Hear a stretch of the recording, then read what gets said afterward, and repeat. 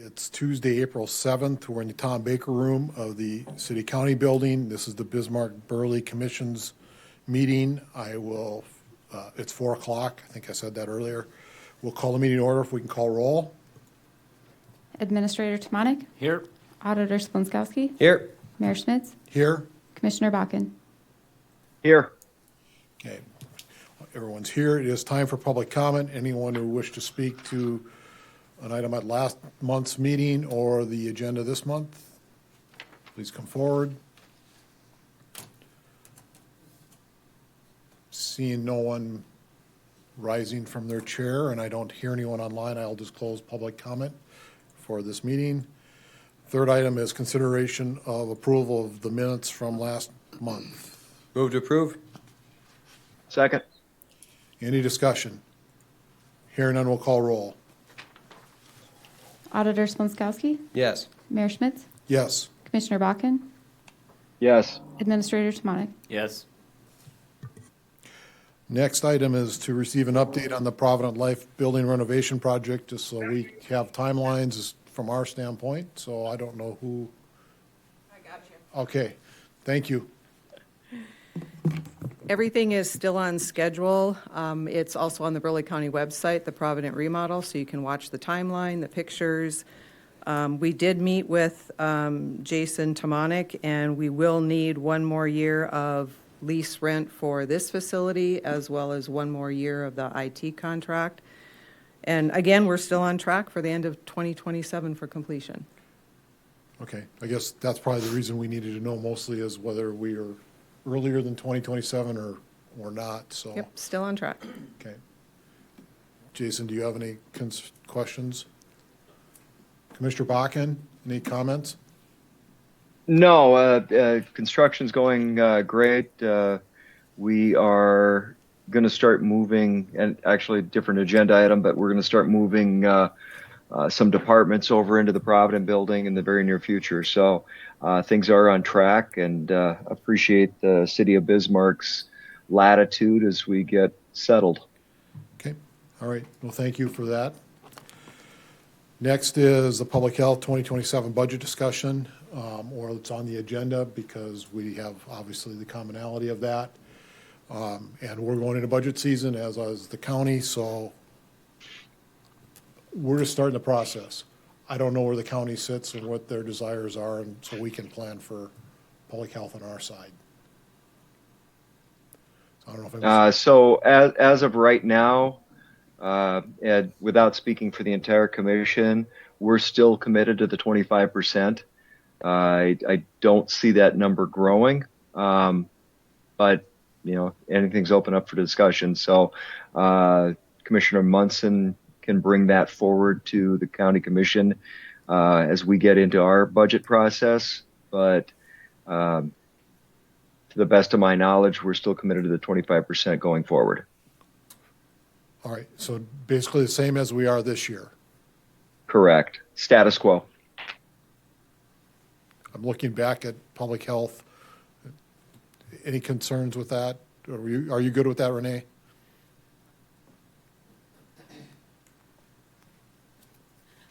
Thank you, Mayor Schmitz. I am good with that. I can plan accordingly for budget for 2027. It's good to know just for planning purposes, if you guys are still wanting to look at your own health unit, that we can plan accordingly. But for now, we'll put it in as 25%. All right. Thank you. Hey, Mark, can you make a note of that? Just slide that in as a discussion point for our next commission meeting. Yes, I'll get that added. Thank you. Okay. All right. Item 6 is the Burleigh County Emergency Management Building Lease Agreement. And it's on here, so I don't know who's leading this. Mary.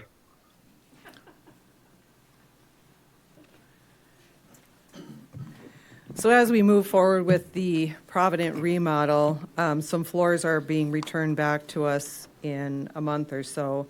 It is the intent for Burleigh County Emergency Management to move out of the facility on Coleman and into the county building. DCN has been very gracious, very accommodating to us. The original lease I know was signed and was for 20 years. Again, our exit from that floor is simply to be with the county building in the remodel and our other departments and off the city network and on the county network. So fifth floor is available May 1st and sixth floor will be available mid-June. Around that time period is when we are looking at exiting the facility. The furnishings in the facility, there's a lot of furnishings that were purchased for the 2020 completion date. And of course, some were purchased through grants. Our intent is if it's mounted to the wall, so every investment we had in the technology, the Crestron system, the monitors, the wall-mounted whiteboards, the amateur radio stuff, air media, the Wi-Fi points, telephones, projectors, screens, all of that would stay. If it's mobile, we're going to take it with us and then use it for a county EOC in the county building.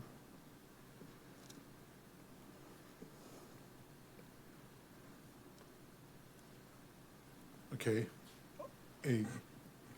I'm hearing you, so I don't know if, Gary, do you have any thoughts? I'd like to share some comments. Yep, that's why we're here.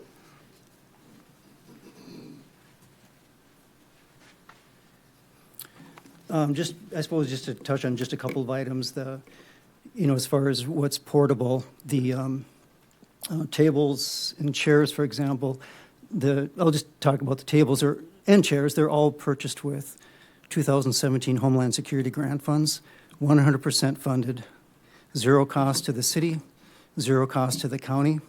I have all the documentation illustrating that I'm the one who requested those dollars, coordinated with the state.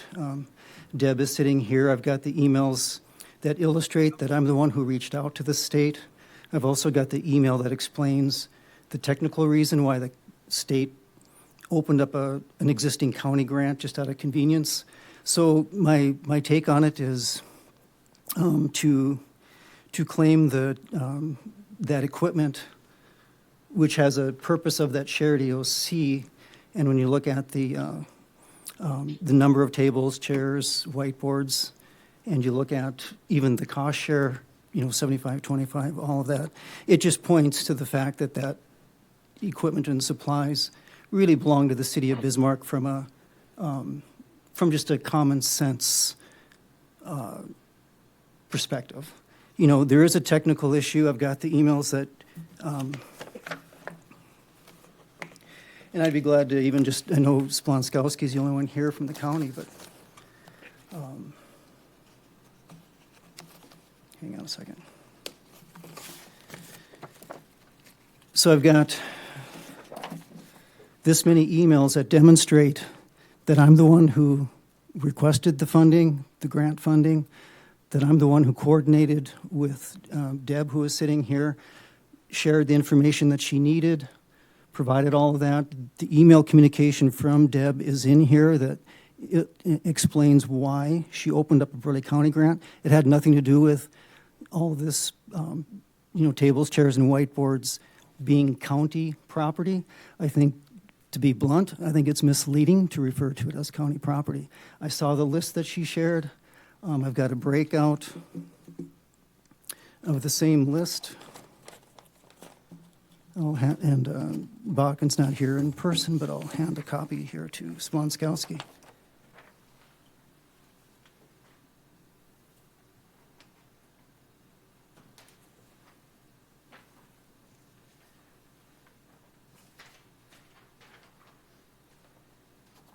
So as far as those portable items that are highlighted in yellow, those are the ones I'm discussing, that were, again, funded 100% 2017 Homeland Security grant dollars.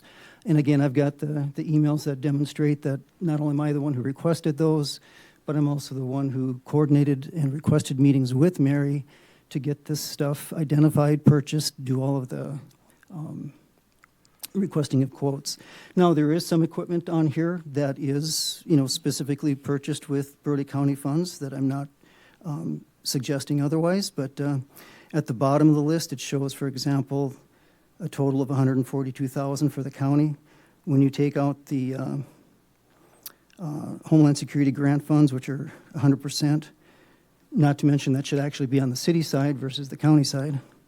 And then if you also eliminate the $32,000 in the the additional grant funds for AV equipment, it illustrates that those out-of-pocket expenses are quite a bit lower. Same thing on the city side. There's, showing a list there of some equipment that was purchased in 2020 at a total cost of $143 minus the grant funding. So that kind of illustrates a little bit of that. So I did share these same email communications with Jason, so he's aware of some of the efforts that went into it. Things that aren't in there, even when it came to, as an example, even with the whiteboards that were purchased, when they came in, there's a couple of them that are portable. I'm the one who assembled them, brought them down. When it comes to the tables, there was issues with them. I'm the one who coordinated with the fireside to come in and put lock washers on the bottom of every one of those tables. So again, all of the effort from the beginning of that stuff to the end of it is just an example of where, the work and effort is by far, I would estimate 90% of it my work and maybe 10% on the county side just for the grant management part. So the grant flowed through the county? That is correct, and I've got in here in the email communication, I've got I'll just pull it up and just read the statement real quick that came from Deb Lacombe here.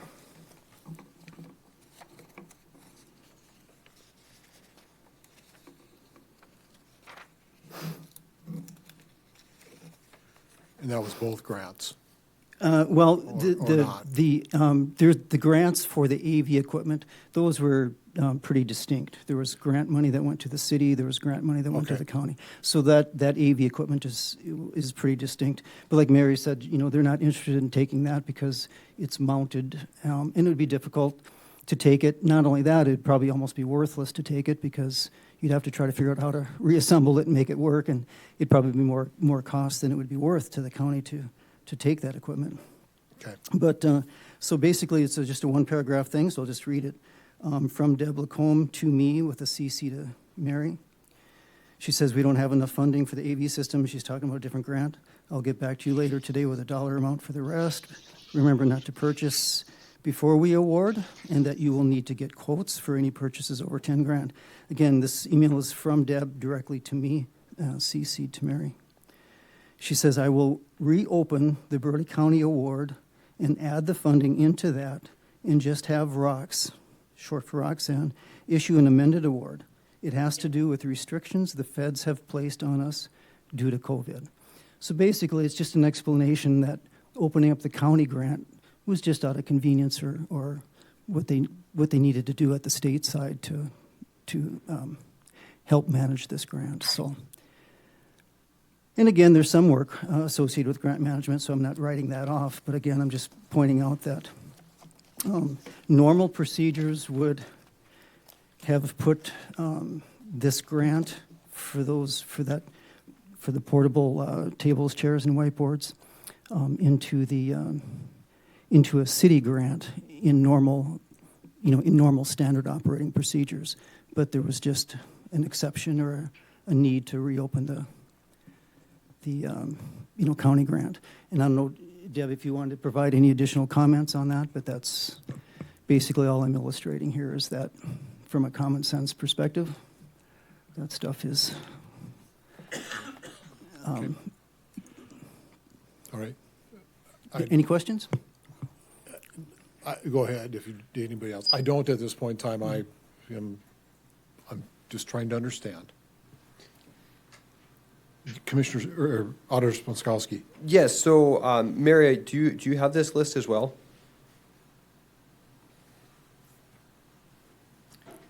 I'm not sure. I do have an equipment list of what was purchased through Burleigh County. Again, I'm not negating that there were grant purchases. There was 90-some thousand dollars in grant purchases, and what we're leaving that we're not taking with us also has that $90K value. Okay, and so, yeah, one of the reasons I was asking that question is because I see that in the white portion here that looks like it belongs to Burleigh County, some of these things are maybe things that we might not want to bring with us. We And- can't, yeah, if they're and- mounted to the wall, they're part of the technology there. The Wi-Fi access points, the monitors, all the whiteboards, our investment in the Crestron system, anything for amateur radio, all of that stays, all of that technology stays. And so if those things are things that Burleigh County did indeed purchase and both parties admit that they purchased them, maybe there could be some common ground to say, okay, we're going to leave this amount of value in the building that we in fact do own, and maybe we can come up with some sort of a trade agreement or some sort of a common denominator that we can both agree to. Is that something that might be a possibility? Absolutely, absolutely. Sit down at the table and talk it out. Yeah, and our initial meeting with Administrator Tomatic was basically just to start the negotiation point, discuss what the exit point would be, and how that's going to affect both the city and the county. So this is just high-level struggle point, which, again, Right. wasn't around when any of this happened. But, the problem I am seeing or struggling with is all those mobile items. That's basically taking all those things out of the facility that the facility needs to run on, that we still need to operate. And so I think we have to figure out a solution that at least accommodates us, the city of Bismarck, in some fashion for that. Not saying all those tables per se, but my other struggle is, and this is, I'll look right at Gary and say, like, the grant was in the county's name. I think that's a problem for us, the city. Well, so- and our intent is we'll sit down, negotiate, and come up with something So, that is amenable for both sides. yeah, You know, so if we whether can come it's- down, I guess that's my, Yeah. Commissioner, I think that's my request is can we figure out a happy solution, or it's probably not everybody gets everything they want to get to a happy solution. That's Right. typically how things go. Everybody gives, everybody takes a little bit. But, I don't know what we need or don't need from the city's perspective. We probably have to still acquire something. I don't know. Sure. Mayor and committee members, when we met, we being Commissioner Bakken, Emergency Manager Sanger, and myself, where we left it, at least my understanding, was kind of a next step. What I had put on my notes, Burleigh County was going to draft a proposal, and then we get the lawyers together, Julie Lawyer, Julie Meese, and go from there. And Right. So based on this information, where Gary's at, knowing we've got some grant dollars here, I think I heard from Gary, and maybe I misunderstood, although the grant was recorded to Burleigh County, it should not have been. I get that, but you've got documentation. or it had to be, just for the way the pass-through was. So, which sticky note did you make those notes on, Jason? I've got 6 of them. So So that would be my request. I think before, then I can come to the two commissions once staff Yeah. can arm wrestle with it. Well, yeah, and we still have to get our attorneys together to kind of hash through the finer points of this.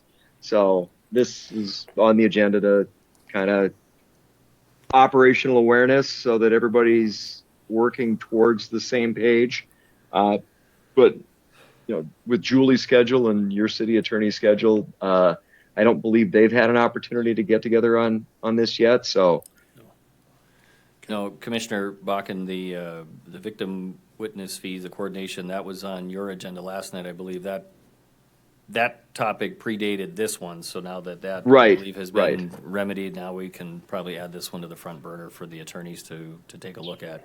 And I asked to have this on the agenda only because we initiated the conversation, and I thought in the spirit of having these regular monthly meetings and having something to talk about, this would be the appropriate place to bring the discussion. Yeah, I have no problem with that. I just Very much so. It becomes our job as the joint committee to ask our staff now to move. Next steps. Next steps and move it forward.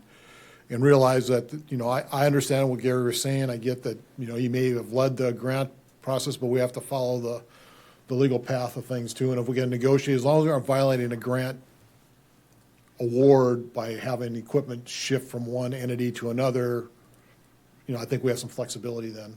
The question I have is, so I'm assuming you've dealt with the landlord as far as your lease? Because the landlord's not the city of Bismarck, as I understand it. So just to update you, our lawyer, state's attorney lawyer, is reviewing the lease and this information. So as of last night, she hasn't had a chance to review it yet. Okay, It's on her stack, just wasn't on the top. okay, that's fine. But you are correct, Mayor, the lease is between the building owner and the city of Bismarck, the city of Mandan, and Burleigh County. All entities signed with the building owner, Dakota Carrier Network. So are they separate leases, or is It's it one lease, joint- one with- lease with signed by joint- all. With joint and several liability? Correct. Okay, so we have some more work to do. Yeah, And- it's kind of a mess, but we'll sort through it. Okay, And DCN is aware that we will be exiting the facility. They've known that for a few months. I understand that, but, I mean, I think they in their mind have a receivable from Sure. the county that they need to address somehow. Or ongoing forward, because a 20-year lease is a long lease. We're not 20 years into it. So, okay. Well, I would suggest that we have this on the next monthly meeting as well, so at least we can stay abreast here. Does that make sense, Commissioner Bakken? Yes, absolutely. Okay. All right. Thank you, Mary. Thank you, Gary. Is it, okay. Debbie, yeah. I'm glad to hear that you guys are going to sit down and work things out. But I do want to provide to you for the federal rules for disposition of equipment purchased with federal funding.